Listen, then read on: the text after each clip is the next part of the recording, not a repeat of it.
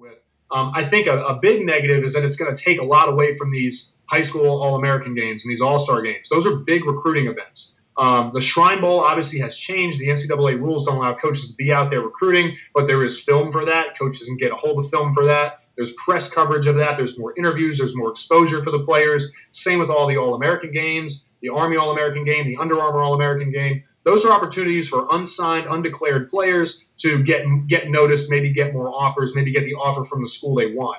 Going into those games, if those big schools that they want to go to have already filled up their whole classes because everybody signed early, now back in December, there may not be an opportunity for them to go to that school anymore, and that's a negative. I think it'll impact detrimentally these high school All-American games, and that's unfortunate. But that remains to be seen. Now, the cynical view is the benefit that it has to the schools. It gives the schools more security, right? So these programs now understand exactly who they've got coming in. They don't have to worry about a late decommitment. They won't have a Sam Montgomery type situation. For those of you who remember, Sam was committed with Butch's staff all the way up until signing day, and then on signing day, unbeknownst to anybody in the building, he went and signed with LSU.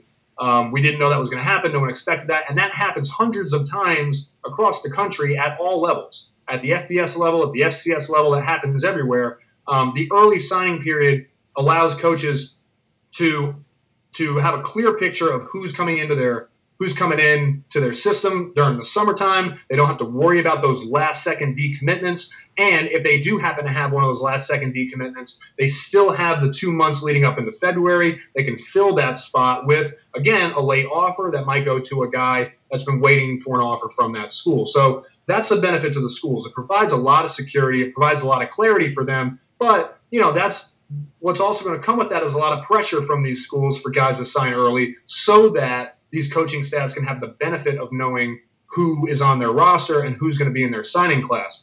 For a guy like me, the position that I take, I don't necessarily know that, coaches need that kind of security. I think they've got enough security. They've got a massive paycheck. They've got plenty of resources. This is a big deal for 17 and 18-year-old kids, and I worry about not necessarily tampering, but undue pressure, maybe some coercion to get guys to sign early, and maybe that's not the right decision for them. Maybe they needed that extra 2 months, extra couple of weeks to think about where they really wanted to go to school, and maybe that late decommitment actually put them in the right position, whereas committing early, signing early with the school they were previously committed to, right, maybe that wasn't the best move for them. Or maybe they didn't have the school that is the right place for them. Maybe that school hadn't offered them yet. Maybe there were plans to offer that kid later after the holidays. If they sign early, they never get that offer. They obviously can't go to that school, and maybe that would have been the right situation for them. So I think there's a lot of positive for the schools in terms of getting clarity and having solidified their classes. There's security in that,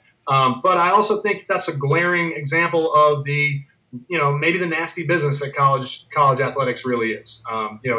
The cynic in me worries that this early signing day isn't so much for the benefit of the players, so much as it is for the benefit of the schools. And I think the schools, they got enough stuff that benefits them at this point, especially during recruiting. I don't know that they need any more security than they already have. I think it's more detrimental to the players. And I think that detriment to the players outweighs any benefit that the schools might get from it.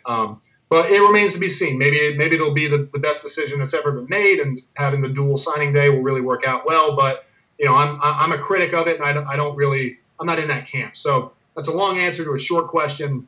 But I think there's benefits and drawbacks to both sides. But I think in the end, I think the players are going to lose out a little bit more than they would with the one big signing day, with the spectacle of the February signing day. I think it's far more beneficial to have the one day later on after the holidays than to have two options, and maybe a guy gets locked into a school or a situation he otherwise shouldn't be in.